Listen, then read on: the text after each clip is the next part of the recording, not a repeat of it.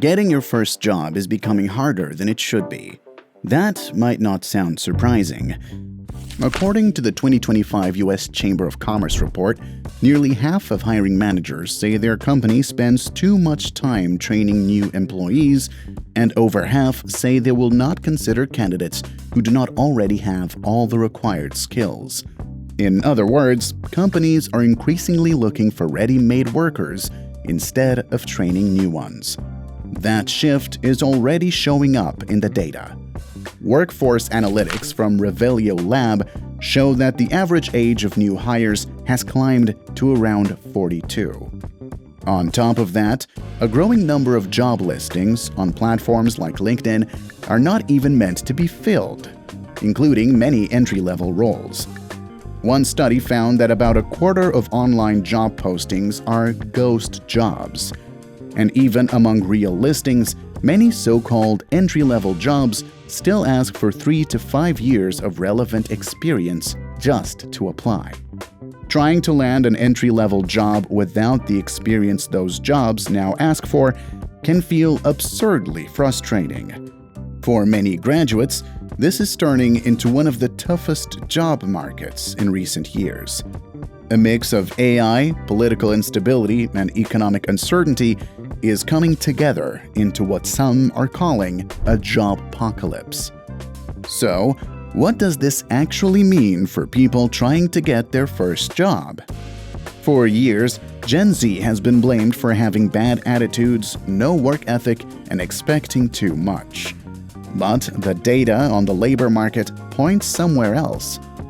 The bottom of the job ladder is starting to fall apart for younger workers, and the numbers show this is not about a generation's mindset. It's a structural problem. In 2025, the share of unemployed Americans who are new to the workforce reached a 37-year high. It peaked at 13.3% in July, then fell to 10.6% by February, which is still higher than anything seen during the Great Recession. When hiring slows, new graduates and first-time job seekers are usually the first to be left out. That is exactly what is happening right now. Job growth is uneven and concentrated in a few areas, and it is largely bypassing younger workers. Most of the gains are coming from healthcare and social services. At the same time, finance and information services, which used to be the main entry point for a lot of graduates, are losing jobs, cutting around 9,000 positions a month since 2023. Before the pandemic, those same industries were adding about 44,000 jobs a month. So, younger workers keep refreshing job boards and seeing fewer and fewer openings. More new workers are trying to enter the job market just as employers are starting to close the door. And this leads to a bigger question. Why are companies pulling back from hiring young workers in the first place? The focus has shifted from investing in employees to cutting costs and sending that money back to shareholders. And in practice, that often ends up looking a lot like corporate laziness. Training new hires is now treated as an unnecessary expense. So instead of bringing in someone without experience and spending time to train them, companies choose candidates who can start right away. In doing that, they trade long-term stability for short-term results. This has already led us to a situation where Gen Z is 3 times poorer than baby boomers, and companies are posting fake job listings on LinkedIn and Indeed just to make it look like they're growing. In reality, they have no intention of hiring and are simply waiting until they can be bought by one of the few large companies that seem to own everything else.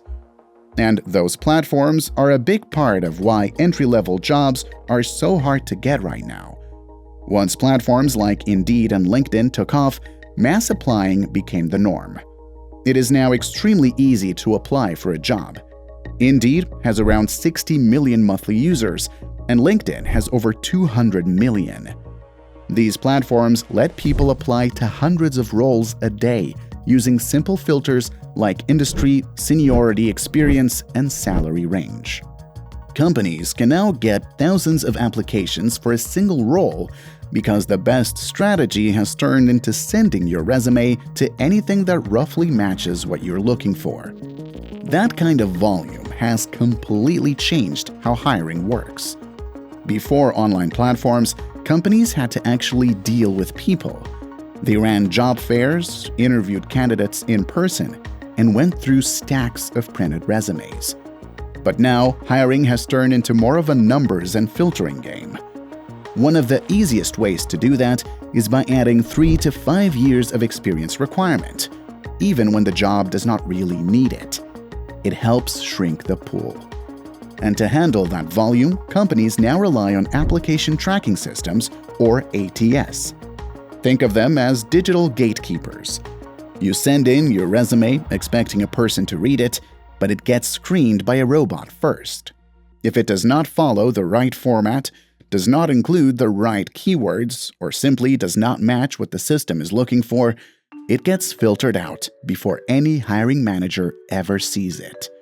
According to a joint study by Harvard Business School and Accenture, most employers, around 88%, say qualified, high-skilled candidates are getting filtered out simply because they do not match the exact criteria in the job description.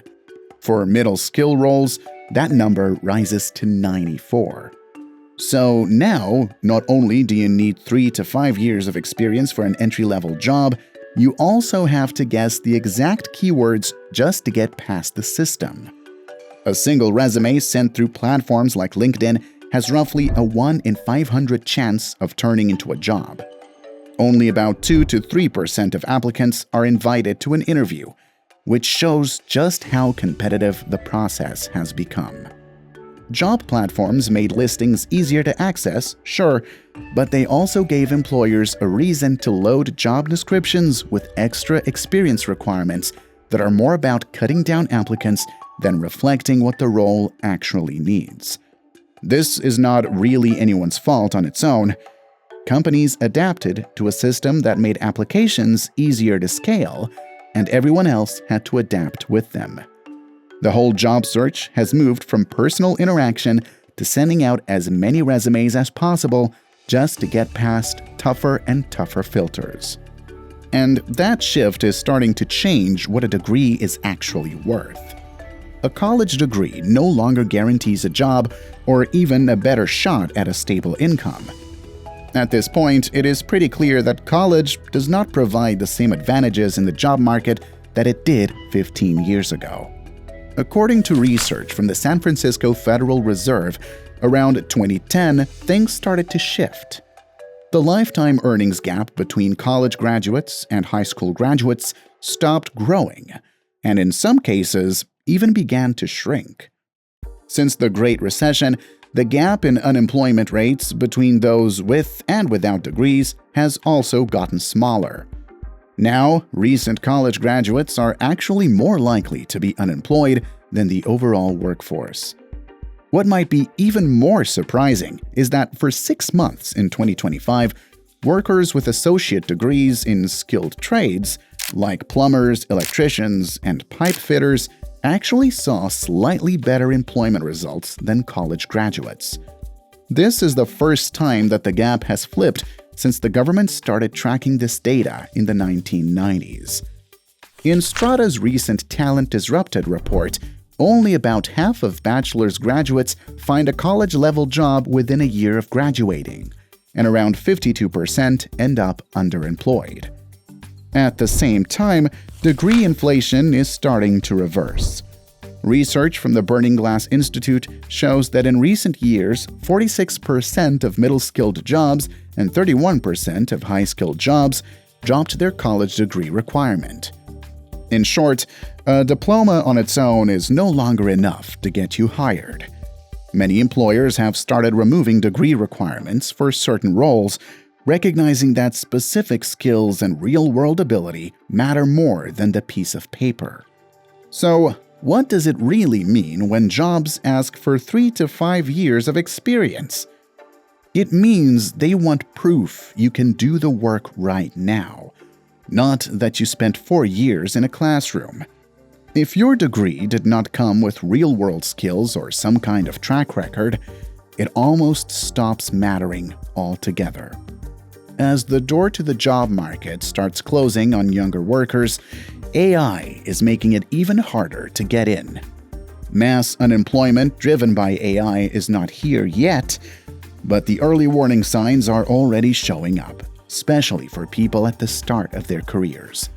A recent Stanford University study found that workers aged 22 to 25 in roles most exposed to AI, like software development and customer service, have seen employment drop by 13% since 2022.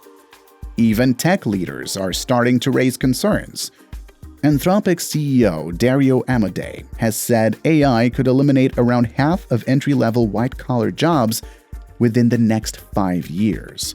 And Goldman Sachs research estimates that up to 300 million full-time jobs worldwide, including administrative, legal, and basic tech roles, could be affected by AI automation. A lot of entry-level work, the kind of roles people used to rely on to get started, is already being handed off to software. Customer service, data entry, scheduling, and content generation used to be the first step in corporate careers. Now, more and more of that is being automated. This uncertainty is starting to weigh on younger workers. The Conference Board found that only 57% of people under 25 say they're satisfied with their jobs, compared to 72% of workers over 55. In a year that saw the biggest jump in job satisfaction ever recorded, younger workers were the only group where satisfaction actually went down. And when you look at all of this together, blaming Gen Z completely misses the point. This generation is entering a job market that is less stable, less dynamic, and harder to predict than the one their parents stepped into. Where workplaces were adding more monitoring and long-term benefits are slowly disappearing. What is needed is not another lecture about work ethic.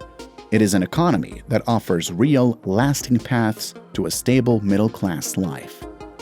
We can bring back the value of a 4-year degree while also investing in internships, public service programs, and other proven ways to get stable work.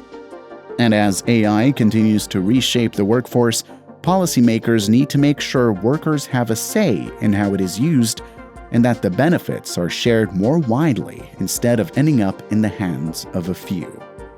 Gen Z is not unemployable. They're knocking on doors that are locked. The real task now is to open those doors again and make sure a path to the middle class does not disappear. But if you want to see how this same pattern shows up elsewhere, go and watch this video next on why fast food isn't cheap anymore. And don't forget to like and subscribe for more videos like this one. Cheers!